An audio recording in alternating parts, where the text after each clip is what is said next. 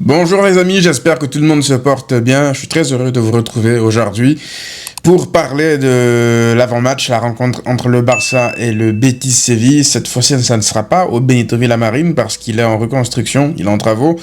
Ça sera au stade de la Cartuja, que vous connaissez certainement très bien parce que c'est dans ce stade-là que le Barça a gagné la dernière finale de Coupe du Roi face au Real Madrid avec des décisions arbitrales lunaires. Mais on va pas revenir dessus. Aujourd'hui, on est là pour se focaliser sur ce match contre le Betis Séville dans leur stade provisoire, un peu comme nous, quand on était à Montjuïc. Je suis dégoûté en fait que le Barça n'enchaîne pas un nouveau match au Camp Nou, surtout de nuit, parce que je vous mens pas que ça me manque déjà. J'espère que voilà, on va vite revenir dans ce stade jouer de nouveau, mais c'est comme ça, on peut malheureusement pas jouer les matchs à domicile. En tout cas, ça sera, je pense, un match assez intéressant, malgré le fait que le Betis se retrouve quand même avec des absents importants, notamment Lo Celso, notamment Isco. Il me semble même que Amrabat aussi est incertain. Ils seront diminués. Je sais pas si Anthony sera là. Il me semble qu'il boite récemment lors de leur dernier match, il a pris sur rouge, mais je pense qu'il devrait être là. En tout cas, en termes d'absence, on n'a pas, nous, à se plaindre parce que là, Frenkie de Jong, normalement, fera son retour à l'entraînement, dans le groupe, je veux dire, pour le déplacement au Betis. Et même Fermin Lopez est revenu plus tôt que prévu à l'entraînement, donc voilà, c'est positif. On va essayer, je vais vous parler tout à l'heure de mon 11 que je vois probable, sans non plus brusquer les joueurs qui reviennent de blessure ou qui sont sortis la dernière fois par précaution. Je vous avais demandé de me poser des questions sur Instagram. Les amis, venez sur Instagram parce que j'ai l'objectif aussi, voilà, qu'on monte en nombre sur Instagram. Voilà, venez sur Instagram pour poser vos questions pour les prochaines fois. On va pouvoir répondre aux questions directement dessus, faire des quiz de temps en temps là-bas. Donc le lien est en description. Si vous voulez rejoindre la commu sur Insta, n'hésitez pas. Voilà, donc je vous ai demandé de me poser des questions par rapport à ce match. C'est le match de la confirmation, et oui, le match de la confirmation parce que ça sera limite impardonnable que tu fasses le match que tu fais face à l'Atlético Madrid pour lâcher des points juste derrière contre le Betis. Et ça, c'est tellement Barça, en fait, c'est tellement un scénario possible que, ouais, c'est quelque chose qui reste dans un coin de ma tête. Et j'ai pas envie que le Barça commence à dilapider tout de suite comme ça sa position en tête de la Liga. On a vu la victoire du Real Madrid face à l'Athletic Bilbao, même si c'est vrai que l'Athletic Bilbao est une équipe extrêmement faible cette saison, le Real a quand même sorti un grand match. Donc, si on commence à s'endormir, ils pourront peut-être revenir dans la course. L'objectif là, c'est vraiment de pouvoir leur montrer que vous n'aurez pas de seconde chance. On ne fera pas ce que vous avez fait. On ne va pas lâcher des points comme ça en cours de route face à des adversaires abordables. Même si le déplacement au Betis, même si c'est pas au Benito Villamarín, mais ça restera toujours compliqué. Du coup, il faudra entamer ce match-là avec la même motivation que face à l'Atlético Madrid et aller le gagner, d'autant plus que la saison dernière, tu ne gagnes pas contre eux là-bas. Il me semble que tu fais un match nul. Donc, cette fois-ci, tu dois absolument gagner. D'ailleurs, je pense que la saison dernière, à l'aller comme au retour, tu ne gagnes pas contre eux. Donc, attention quand même à ne pas prolonger cette série. Il faut absolument gagner demain contre eux. Penses-tu réellement que le Barça peut aller loin avec l'effectif actuel? Loin, ça dépend de quel loin, en fait. Si tu me dis loin en Liga, oui. Je pense que oui, le Barça est capable d'aller loin avec l'effectif actuel. Quand tout le monde est là, quand il n'y a pas de blessés, lorsque Pedri, les autres, tous les joueurs, je dirais, importants sont là, oui, même avec quelques pépins physiques, des blessures par-ci, par-là, sur certains postes, je pense que c'est possible. Je pense que c'est possible d'aller gagner une Liga, c'est possible d'aller gagner une Copa, c'est possible d'aller gagner une Super Copa. Mais je ne pense pas que ce Barça-là sera en mesure d'aller, par exemple, gagner la Ligue des Champions avec cet effectif-là en l'état.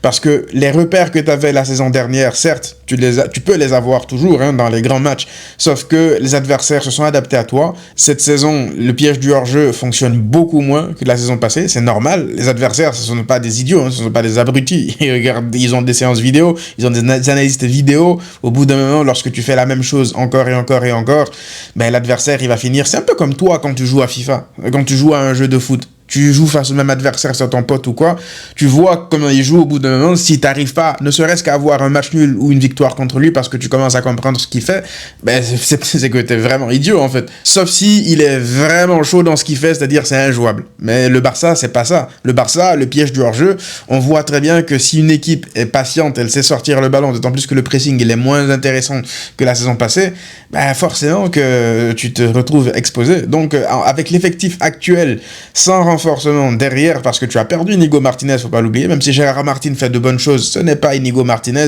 Pour moi, il n'a pas le niveau de Inigo Martinez.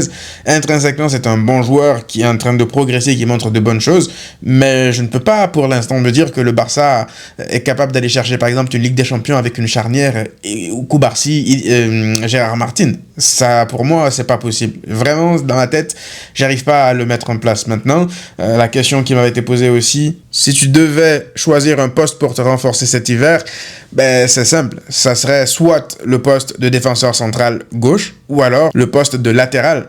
Quand on parle de latéral, maintenant, on peut penser à latéral droit ou gauche. Moi, quand je pense à latéral droit, je vois que Eric Garcia est capable de suppléer à Koundé. Je vois que à gauche, Baldé n'a techniquement pas de remplaçant parce que Geoffrey Torrens, il n'a pas eu beaucoup de temps de jeu depuis le début de saison. Gérard Martin est plutôt aujourd'hui transformé en défenseur central gauche. Et donc, tu dis... Le poste, peut-être qui est très important, là, ça serait un joueur comme Cancelo, qui est capable de jouer à gauche comme à droite. Un prêt, est-ce que c'est possible ou pas? Selon le club dans lequel il joue en Arabie Saoudite, c'est peut-être plus possible. Mais je pense aussi à un mec comme Grimaldo. Grimaldo qu'on aurait déjà dû faire durant l'été dernier. On ne l'a pas fait. Mais je pense que c'est nécessaire en fait de se renforcer. D'autant plus que Grimaldo, c'est un mec qui va non seulement apporter une vraie concurrence à Alejandro Baldé, et je pense même qu'il est capable de sortir de meilleurs matchs qu'Alejandro Baldé. Donc Alejandro Baldé, je pense, c'est le seul joueur dans l'effectif qui n'a pas de concurrence. Il sait très bien que voilà, c'est lui le joueur.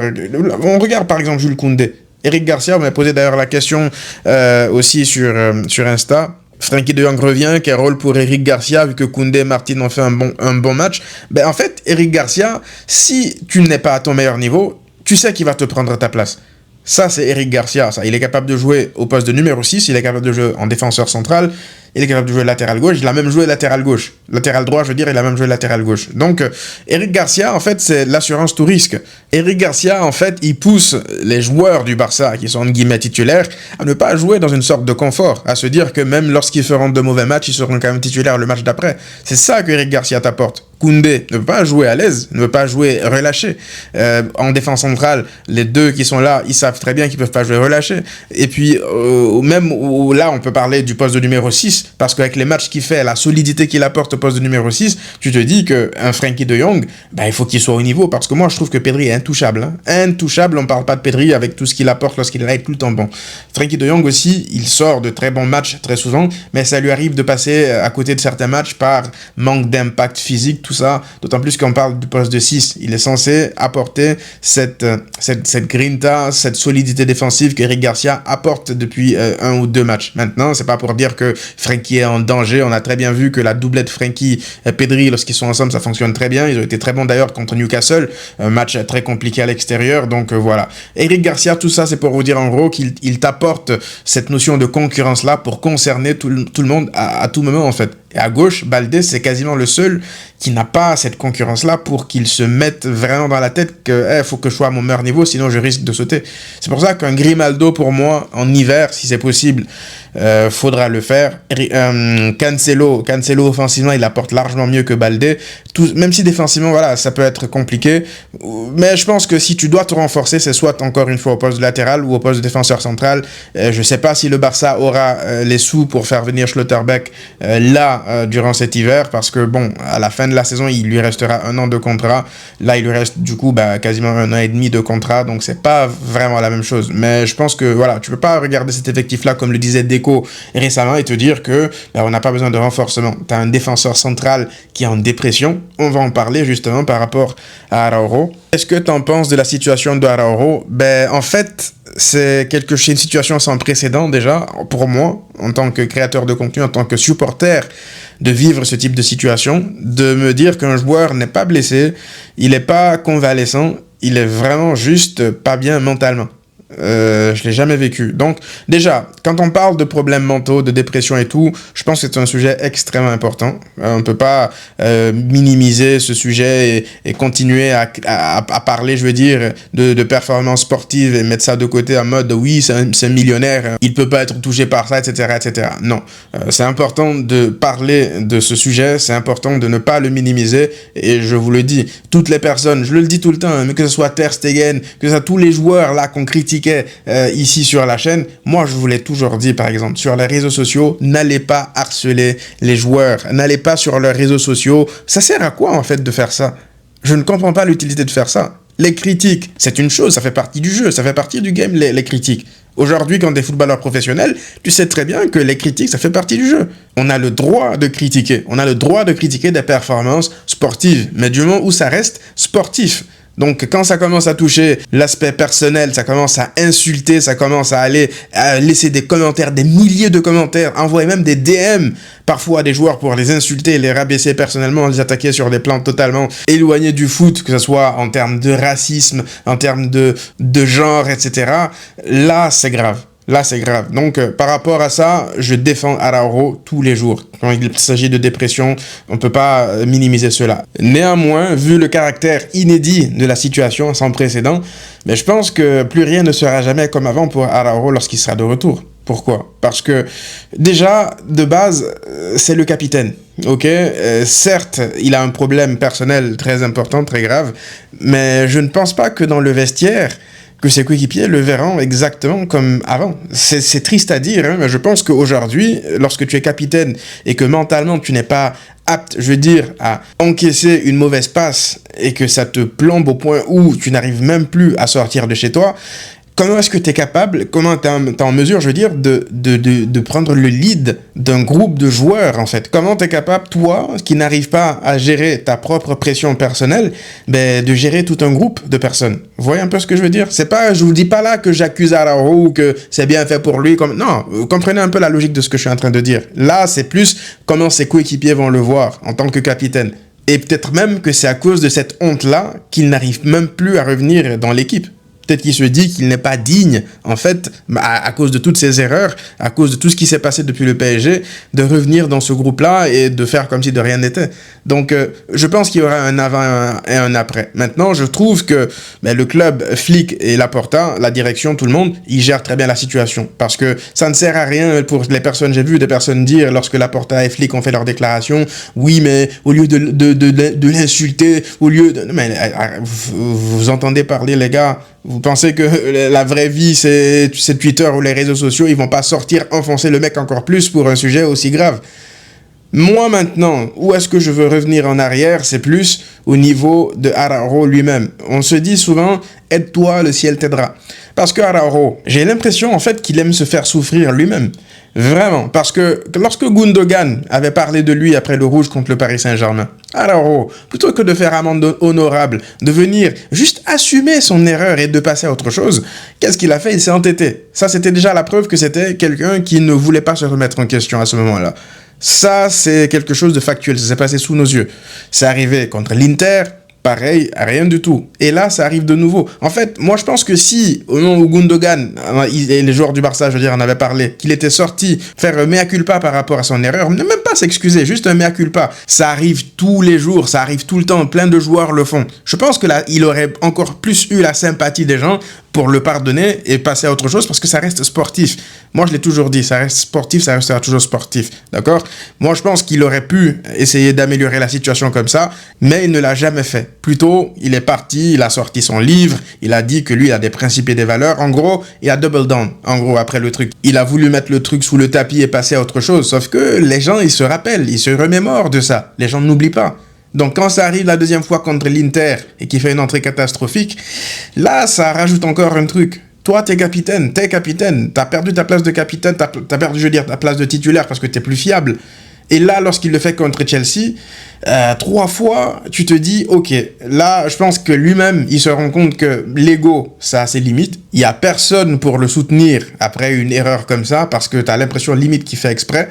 Et donc, ouais, je pense que c'est tout ça qui l'a mené à ça. C'est comme une accumulation de choses qui l'a mené à cette situation précise. Parce que moi, je dis pas que si il avait fait amende honorable depuis le début, que ça y est, tout se serait très bien passé pour lui depuis, hein, mais je pense que ça aurait quand même atténué pas mal de choses. Mais il a jamais voulu reconnaître ses torts pour essayer de s'améliorer. Ça part de là aussi. Maintenant, moi, je pense que le plus gros problème dans tout ça, c'est Deco, parce que c'est Deco qui l'a prolongé après tout ce qui s'est passé par le passé, il a prolongé jusqu'en 2031 et je pense que tu es retrouvé aujourd'hui pris au piège par rapport à ça. Mais Araujo, il va devoir revenir un jour ou l'autre. Hein. T'es capitaine, mon gars. tu vas devoir revenir. Malheureusement, c'est comme ça, tu as un contrat. Je sais pas comment le club va le gérer, tout ça. À mon humble avis, c'est un joueur, en gros, qui nous a prouvé qu'il n'est pas capable de jouer dans un environnement comme le Barça. Un environnement comme le Barça, le Real, la pression, elle est trop forte. Je pense qu'on n'a même pas idée, nous, ce que ça représente, ce que ça veut dire en gros d'être joueur professionnel dans ce type de club-là, la pression que ça engendre. Et je pense que Araujo s'est fait submerger par cette pression-là, en fait. Je pense que l'offre de la Juventus, on aurait dû l'accepter, ça n'a pas été le cas. Ben, je pense pour le bien du Barça, pour son bien à lui, pour les deux parties devraient trouver un terrain d'entente pour qu'il soit transféré dans un autre club. Mais en l'état, c'est pas possible. Il va falloir qu'il revienne au bout d'un an, qu'il joue pour montrer en fait que c'est toujours un joueur de foot, pour que, ne serait-ce qu'en hiver, qu'on trouve une porte de sortie pour lui, parce que l'environnement n'est plus propice en fait à ce qu'il revienne comme capitaine en plus pour jouer dans cette équipe comme si de rien n'était. Je pense que lorsqu'il va revenir, les supporters vont l'encourager, parce que ça reste humain, c'est un problème humain, c'est normal, c'est logique, mais pour un avenir au club, je pense que ça va être très très très très compliqué. Maintenant, par rapport au 11, ça c'était celui qui avait débuté contre l'Atlético Madrid. Alors, déjà, je pense que lorsqu'on regarde cette charnière centrale, Cubarsí et Gérard Martin, je pense que Cubarsí n'a pas fait un grand match. J'ai revu le match. Cubarsí était vraiment dépassé, que ce soit pour couvrir la ligne du hors-jeu, que ce soit pour des interventions défensives sur l'action de Almada à la fin, là, lorsque Almada se retrouve à rater le but quasiment vide. Cubarsí peut prendre un rouge sur cette action-là. Si Almada il tombe, Cubarsí peut prendre un rouge. Donc, est-ce qu'il est épuisé? Est-ce qu'il a l'enchaînement des matchs? Je sais pas. Peut-être qu'il a besoin de repos, honnêtement. Donc, je ferais jouer Christensen durant ce match-là avec Gérard Martin, parce que oui, je pense que Christensen est capable de sortir les ballons proprement, bande de la tête, il fait pas beaucoup d'erreurs lorsqu'il joue, même si Flick n'a pas trop confiance en lui. Je pense que depuis ce qui s'est passé contre l'Inter, il a plus trop de confiance en lui, malheureusement. Et donc, ouais, je pense que ça sera... Je partirai avec cette charnière-là, avec Johan Garcia naturellement dans les buts. À droite, Koundé, ça bouge pas. À gauche, Baldé. Il a bien fini le match la dernière fois contre l'Atlético. J'espère qu'il continuera comme ça, même si son début de match était catastrophique avec ses choix. Pedri, de retour dans le 11. Flick nous a confirmé qu'il était juste fatigué. Donc, je pense qu'il sera aussi de nouveau apte à jouer une 70 minutes.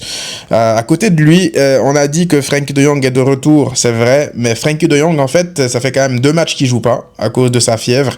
Donc je ne pense pas que Flick va le remettre de nouveau titulaire après avoir raté autant de matchs en termes de fitness. Je pense que on le verra certainement dire mi-temps. Du coup, ça veut dire que Eric, je pense, va continuer avec Pedri au milieu. Olmo, qui s'est malheureusement blessé aussi, ne sera pas là pendant un mois. Ça veut dire que là, malgré le retour de Fermin, qui devrait être aussi dans le groupe, je ne pense pas que Flick va le rusher, parce qu'on a besoin de Fermin pour les prochaines semaines avec l'absence de Olmo.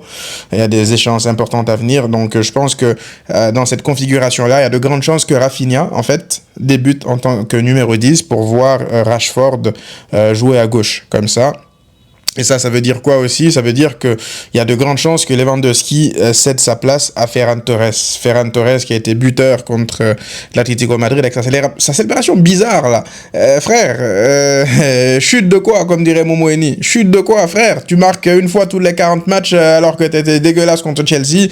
C'est vraiment pas le moment de faire des chutes. Là, si tu dois jouer contre le Betis, c'est là qu'il faut prouver des choses. Là, dans les grands matchs, en fait, il faut prouver des choses, pas en sortie de banc, lorsque le match est quasiment plié pour marquer des buts, je dirais pas anecdotique, mais quand même. Mais bref, je pense qu'avec le match de Lewandowski, Ferran Torres, qui a un but de plus que lui en Liga, faut pas l'oublier, en termes de méritocratie, vu ce que Lewandowski montre là, sur les 2 derniers matchs, je pense que je pars avec Ferran titulaire, même si Ferran, c'est un jour sur 2. Tu sais pas quelle version de Ferran tu vas avoir, mais voilà, je pense qu'il peut être en confiance après son but. Et Lewandowski, qui a tout raté contre l'Atlético Madrid, à mon sens, il ne mérite pas de débuter ce match tout simplement. Et donc Lamine, Rashford, et puis en deuxième période, ce qui est bien, c'est que tu as les options de faire entrer Frenkie, de faire entrer Fermin, t'as des options quand même sur le banc. Mais j'aimerais aussi parler vite fait d'un joueur qu'on ne voit plus. Je suis triste pour lui, en fait, c'est Rooney. Rooney Bardghji, on ne le voit plus. Et c'est dommage. Est-ce que Flick veut d'abord retrouver une sorte de sérénité avant de le refaire jouer? Mais même contre l'Atlético Madrid, je pense qu'il aurait pu rentrer, en fait. Lorsque tu sors Lamine Yamal, tu fais rentrer Rooney. Rooney, après, tu comprends que Flick fasse rentrer Christensen pour dégager le ballon de la tête. Mais voilà, Rooney, il mérite pas tout ça, en fait. Donc, attention quand même à ne pas perdre les joueurs en cours de saison. Parce que, ouais, sur ces dernières entrées, Rooney, il faisait de bonnes choses. Et donc, voilà. Dites-moi, vous, qu'est-ce que vous en pensez dans les commentaires, les amis. C'est le 11 que moi je vois débuter. On se retrouve juste après le match pour le débrief. À très vite.